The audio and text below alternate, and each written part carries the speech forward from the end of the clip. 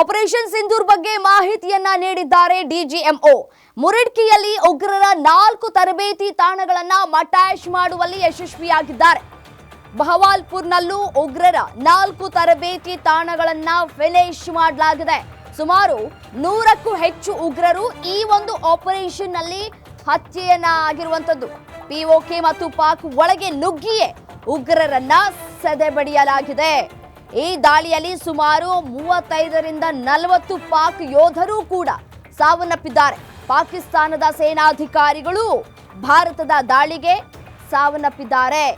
ಪಾಕಿಸ್ತಾನ ಸುಮಾರು 700 ಡ್ರೋನ್ಗಳು ಏನು ನಮ್ಮ ಮೇಲೆ ದಾಳಿ ಮಾಡೋದಕ್ಕೆ ಬಂತಲ್ಲ, ಆ 700 ಡ್ರೋನ್ಗಳನ್ನು ಕೂಡ ಉಡಿಸ್ ಮಾಡಿದೆ ಭಾರತ. DGMO lieutenant general Rajiv Ghai ಹೇಳಿಕೆಯನ್ನ ಕೊಟ್ಟಿರುವಂತದ್ದು. ನಾವು ಸುಮ್ಮನೆ ನಾವ್ಯಾವುದು ನಾಗರಿಕರ ಪ್ಲೇಸ್ಗಳನ್ನು ನಾವು ಗುರಿಯಾಗಿ ಇಟ್ಕೊಂಡು ದಾಳಿ ಮಾಡಿಲ್ಲ.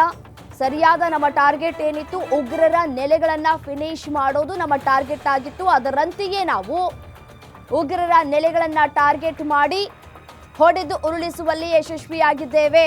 ಮುರಡ್ಕಿಯಲ್ಲಿ ಉಗ್ರರ 4 ತರಬೇತಿ ತಾಣಗಳು ಏನಿದ್ವು ಅವೆಲ್ಲವನ್ನ ಕೂಡ ಹೊಡೆದು ಉರುಳಿಸಲಾಗಿದೆ, ಮಟಾಶ್ ಮಾಡಲಾಗಿದೆ. ಬಹವಾಲ್ಪುರ್ನಲ್ಲೂ ಕೂಡ ಉಗ್ರರು 4 ತರಬೇತಿ ತಾಣಗಳನ್ನ ನಡೆಸ್ತಾ ಇದ್ರು. ಆ 4 ತರಬೇತಿ ತಾಣಗಳನ್ನ ಕೂಡ ಫಿನಿಶ್ ಮಾಡಲಾಗಿದೆ.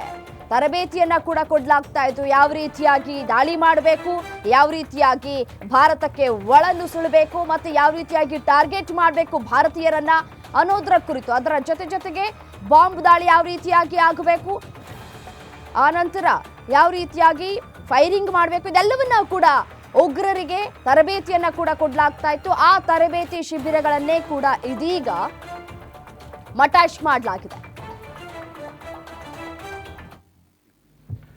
I have no doubt in my mind that we achieved total surprise, and those strikes across those 9 terror hubs left more than 100 terrorists killed, including high-value targets such as Yusuf Azhar, Abdul Malik Rauf and Mudassir Ahmed that were involved in the hijack of IC-814 and the Pulwama blast.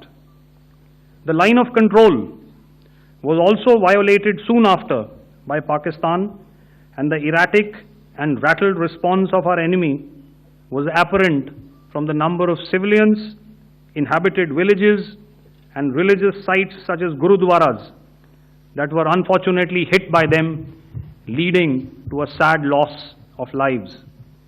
The Indian Air Force played a major part in these strikes by engaging some of these camps, and the Indian Navy provided wherewithal in terms of precision munitions.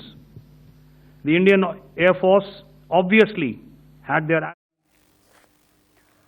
ಗಡಿ ರಾಜ್ಯಗಳಲ್ಲಿ high alert ಘೋಷಣೆ ಮಾಡಲಾಗಿದೆ. ರಾಜಸ್ಥಾನದ 3 ನಗರಗಳಲ್ಲಿ high alert ಘೋಷಣೆ ಮಾಡಲಾಗಿರುವಂತದ್ದು. ರಾಜಸ್ಥಾನದ ಬಾರ್ಮರ್ ಸಂಪೂರ್ಣ ಕತ್ತಲಾಗಿದೆ. ಶ್ರೀರಂಗ ನಗರದಲ್ಲೂ ಕೂಡ ಬ್ಲಾಕ್ಔಟ್ಗೆ ಸೂಚನೆಯನ್ನ ಕೂಡ ಕೊಡಲಾಗಿದೆ. ಜೈಸಲ್ಮೇರ್ನಲ್ಲೂ ಕೂಡ ಮುನ್ನೆಚ್ಚರಿಕಾ ಕ್ರಮವಾಗಿ ಕರೆಂಟ್ ಕಟ್ ಮಾಡಲಾಗಿದೆ. ಗಡಿ ಪ್ರದೇಶಗಳಲ್ಲಿನ ಜನರನ್ನ ಬೇರೆಡೆಗೆ ಕೂಡ ಸ್ಥಳಾಂತರ ಕೂಡ ಮಾಡಲಾಗ್ತಾ ಇದೆ. ಕದನ ವಿರಾಮ ಘೋಷಣೆ ಆಗಿದೆ, ಬಟ್ ಆದರೂ ಕೂಡ ಮುನ್ನೆಚ್ಚರಿಕಾ ಕ್ರಮಗಳನ್ನ ಕೂಡ ಗಡಿ ಪ್ರದೇಶಗಳಲ್ಲಿ ಕೂಡ ತೆಗೆದುಕೊಳ್ಳಲಾಗ್ತಾ ಇದೆ.